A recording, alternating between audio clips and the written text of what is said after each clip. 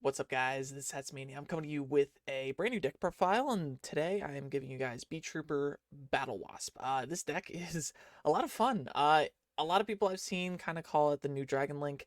Uh, it's very similar, but I don't think it's quite the same because it does some different things. It also has a bit of an easier time just playing through hand traps, in my opinion. Uh, and it's just a lot of fun to play. A lot of your hands are very big on like 2 card combos and stuff like that. And I'll get to those when I get to those. But generally speaking, this deck is a lot of fun. In terms of the format itself, Tri Brigade, I believe, is still the best deck, and this deck has a very good matchup against that, especially going first because you can just search Contact C, and that's just a hard out to that deck. This deck's hardest matchup is also Drytron, which with Eva going to 1, this helps that matchup a lot. So this deck is very well situated going forward, and especially because we're getting theoretically more support. So I am very excited to see where this deck goes, and let's get into the deck profile. I am also playing some more expensive cards in the deck, so I will offer some solutions and replacements you guys can do instead. So we'll get into those when we get into those. But we are playing 3 Scout Buggy to start. This is probably your best starter in the deck. Being able to special summon basically another copy of itself from anywhere in the deck is really, really strong. It's also level 3 and an insect, so that's actually really important, obviously. But it allows you to go into Cicada King, and that's pretty good because that's extra extension and extra negate, and yeah, that's a lot of what this deck wants. Is just to put some negates on board as well as giving you more ways to plus and to further your play. So this card's really great. Your best hands will include this and Resonance Insect. You really don't even need an extender as long as your opponent doesn't have a hand trap of some sort. But if they do hand trap this and you do have an extender, it's just kind of free. Because if they do interact with this card in particular, with the exception of like Ghost Ogre or something random, it's just free. uh, so if you have an extender, you have an extender. But and that's definitely very helpful. So having this is really great. You want to play 3. I've seen people play 2. Don't play 2. That's a mistake. You want to see the card. Next, we are playing one of the better extenders in the deck, Beetrooper Scale Bomber. The reason why it's one of the better extenders is because it's also Ghost Ogre while it's on the field, but just specifically for monsters. You can tribute itself and pop a monster when it's activates an effect, quick effect. So it's really, really, really strong. And it's, again, level 3, same as Scout Buggy. So allows you to do Xyz plays with that instead. So that's really strong. It's really, really good. So yeah. Next, we are playing 3 Beetrooper Sting Lancer. I've seen people cut this down to 2.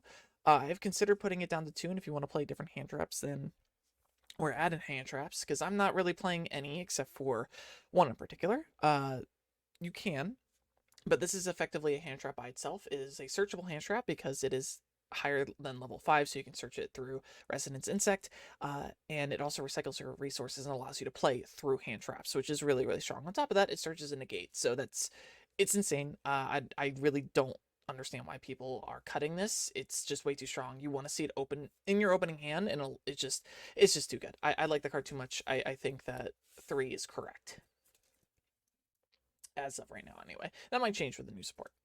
That's it for the main decked Beetroopers. We are playing the Battlewasp engine. So this is 3 Sting.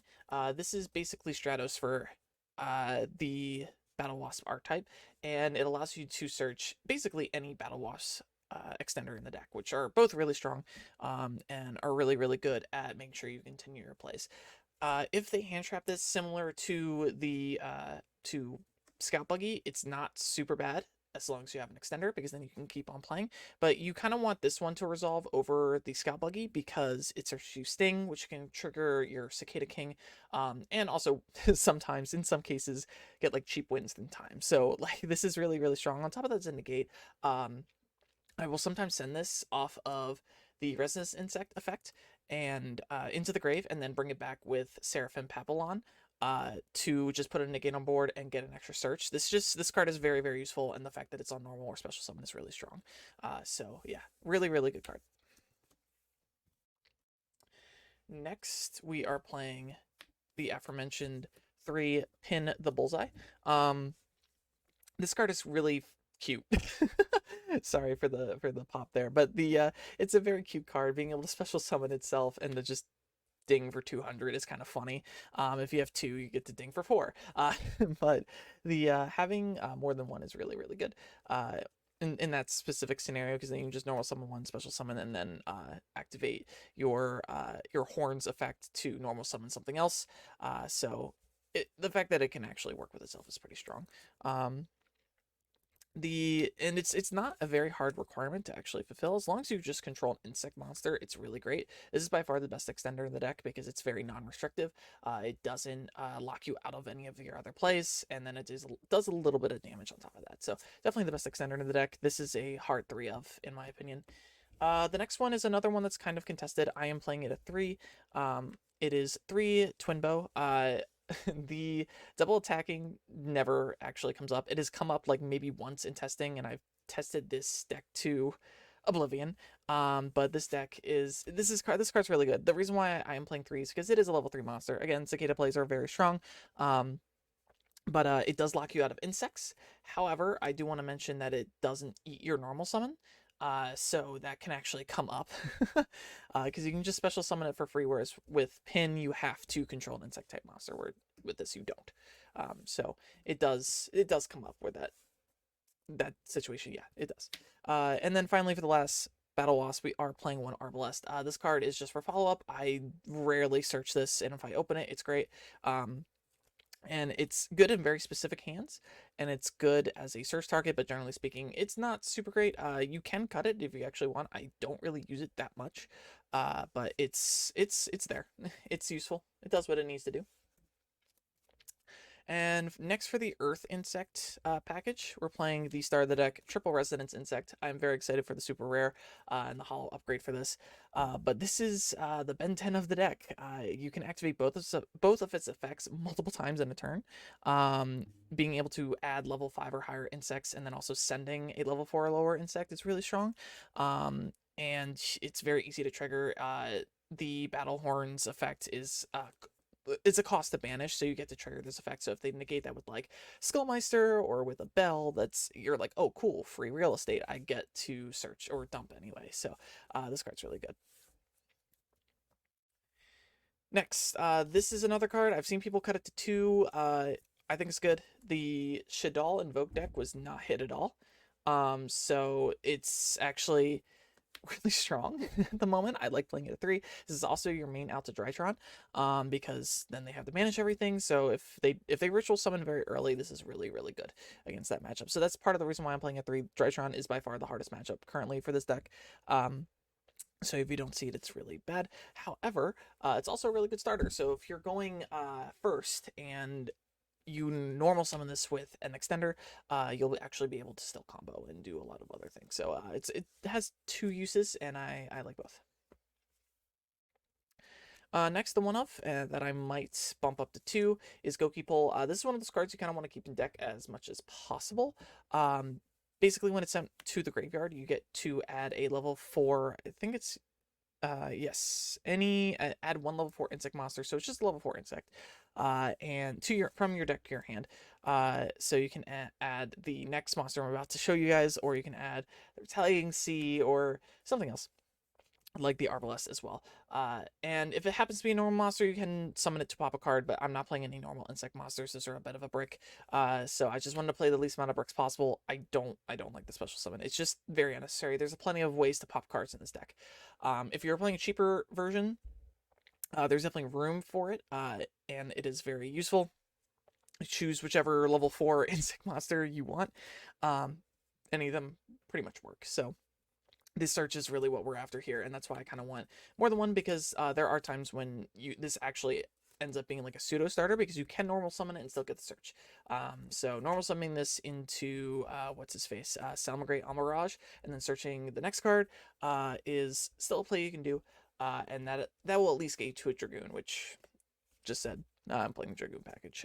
We are playing, this is the next card that I was trying not to reveal. It's 2 Aztecapede. This card's really strong. Being able to play this card is really, really good. This, at the very least, if you open this and like a starter and the starter gets negated, you're basically just guaranteed a Dragoon at the minimum. So it's just really strong, and I really like the card. Plus you can search it, so yeah, pretty good. For the big insects, we're playing 2 Context C. I keep going back and forth on whether or not I want to play 1 or 2.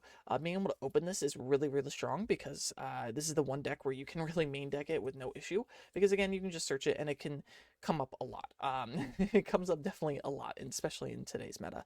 A lot of decks don't really know how to play around this. It's just insanely strong, and being able to use it to just completely shut down the tempo of your opponent's deck is really, really good. I think the one downside is that sometimes you have to waste like an access code pop on this because, again, you're giving it to your opponent. But other than that, it's pretty good. Next we are playing. I am deciding to play the 1 Kaiju. This is like the one like brick in the deck because it's only really good going second. But this deck doesn't really have a good out to big towers like cards like Access Code or the Adagnister Link 6. So this card's actually pretty necessary. This deck just doesn't have natural outs to those cards. So I feel like this is actually very necessary, and I'm not planning on taking it out anytime soon. You can also play the Wind Kaiju because theoretically that can also be pretty good if people are going to go back to the Wind Barrier statue.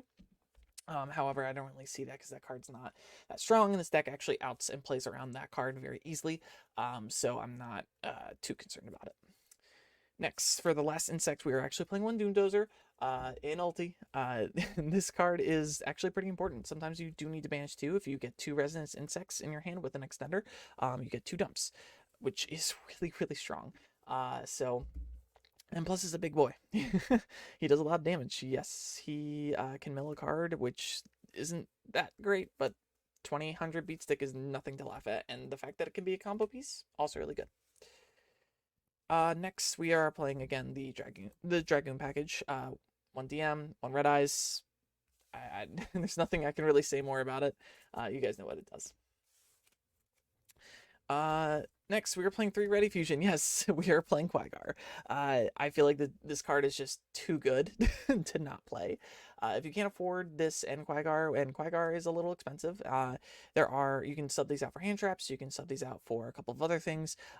This is not absolutely required to play the deck, but it is highly recommended. It is very, very strong, and I think it's very good. I think the only time this is bad is when you open up more than 1. However, Cross Sheep is an incredibly strong card, so being able to use this to its full advantage is really, really good. I cannot believe they printed a slightly less powerful instant fusion. It's really, really good.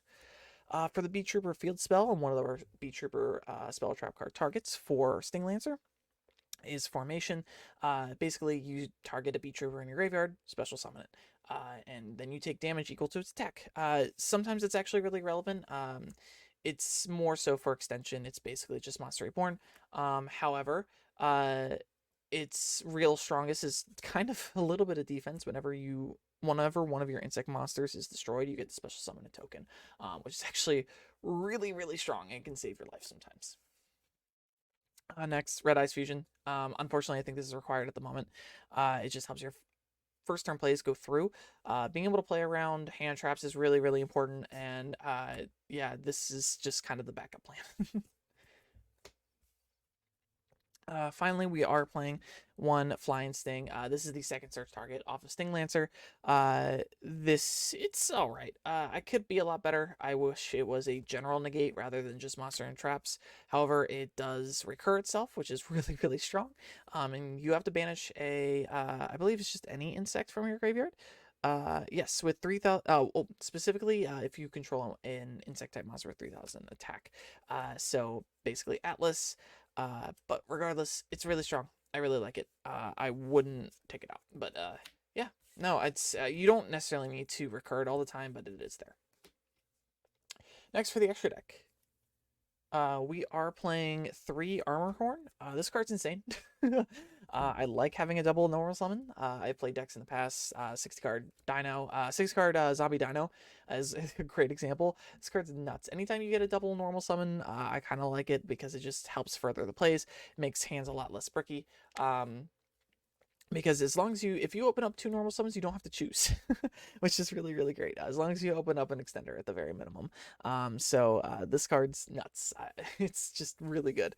And also the banish effect to special summon itself from grave is a cost. So you have to banish 3 as a cost and then special summon it. So if they Meister you, if they Bell you, or Call by you, you're still banishing a card. And typically one of those is going to be Resonance Insect at the minimum. So this card is really good at just helping further your combos, even if you can't get it back out of the graveyard. The one downside is that it is restricting you to insects while it's on the field. However, that's not completely terrible. Next is 2 Picafolina.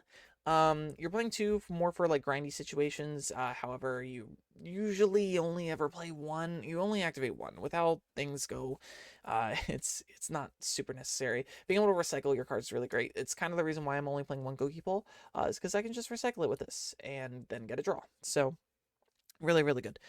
And the equip effect does come up because you're almost always going to equip a Resonance Insect, and it allows you to just combo further and go further. However, it's not super necessary at the moment anyway.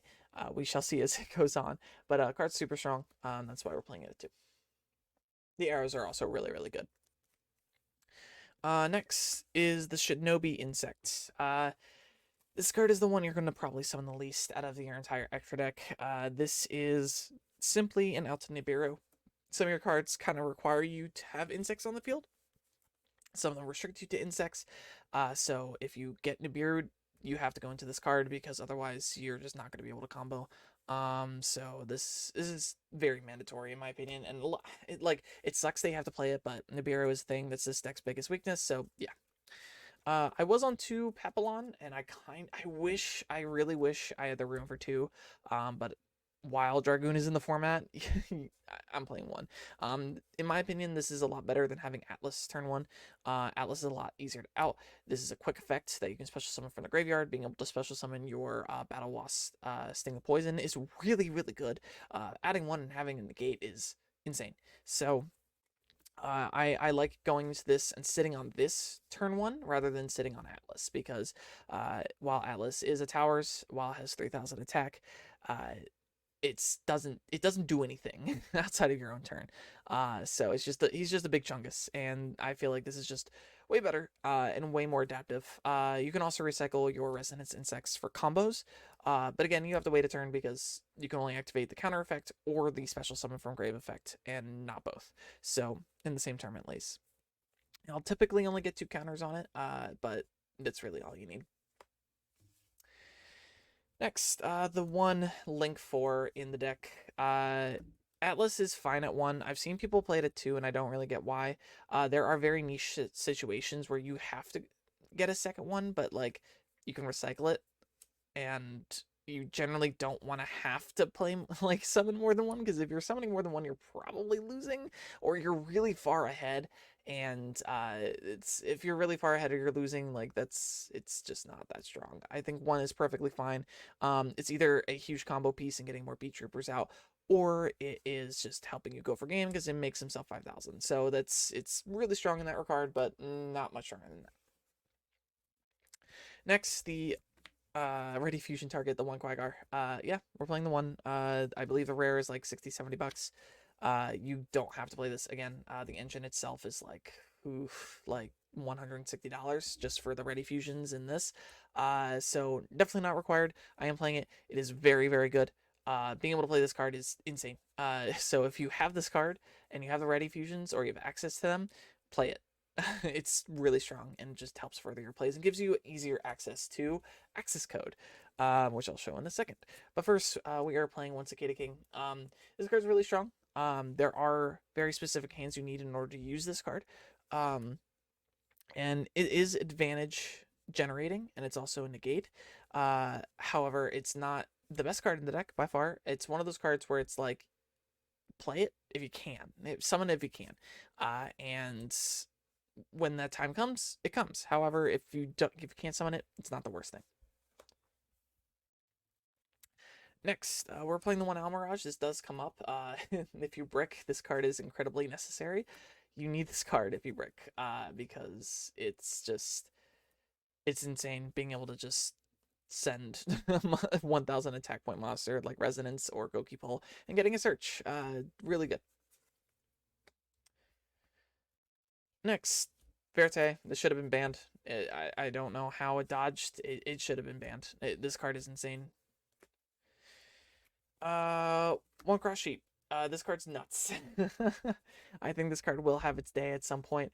Not quite yet. It is incredible extension, being able to just activate Gravity Fusion. Get an extra monster, so basically it just turns into an insane like combo piece. And it gives you insanely easy access to access code. So yeah, play this card if you have Ready Fusion. If not, then you don't have to. Nightmare Phoenix. This sometimes you need this. There are very specific situations where you actually do need to summon this. Usually it's to get Quagga Hercules off your side of the field, even though it is an insect monster. It's one of your link climbs up into access. And the fact that it pops back row is really essential. This deck has a hard time dealing with back row. There was a point in testing when I was playing 2 Cosmic Cyclone just so I could get rid of just pesky stuff that I didn't really want to deal with. I have considered maining Harpy's Feather Duster because of that same reason. But this is good enough. It can play through this deck can play through a lot of interaction. So being able to link climb is usually what you'll do with this. Next, access code and Dragoon. I'm just going to show these off at the same time. If you can't afford the Dragoon package or the access code package, that is perfectly fine. You can simply just take out the Verte and the Dragoon, replace them with like a Papillon and another Atlas, and you should be okay. Or even a Nightmare Cerberus, not Cerberus, oh my god, a Nightmare Unicorn, and you should be okay. Those are actually pretty easy to access. Those are very good cards this deck can use and utilize. So don't be afraid to put those in your deck. Another really, really strong card that you can take out access code for is actually Boral Sword, or any of the Borals, or even the Avermax. All of those are actually really great options. So don't be afraid to pick up this deck if you don't have access to this card, because there are times when Sword is actually better in helping you go for game. This just helps clear the field so you can. Atlas gets you is a 5,000 beat stick. Usually that's enough. So or at the very least, if you can't get them up to 5,000, you can at the very least get more monsters on the field that'll do just a little bit more damage. So in those cases, like, access code isn't as strong. However, yeah, it's optimally these are the best, but if you can't play them, it's okay. There are ways to play this deck without these cards and still be good with the deck. So yeah, don't be afraid to play around with it, and don't shy away from this deck just because you're seeing deck profiles with these, because they are replaceable. Even if it is not the best possible card you can possibly get. So with that, thank you guys for watching this deck profile. I have a lot of fun playing around with this deck, testing with it, and I'm very excited to see where this deck goes in the future.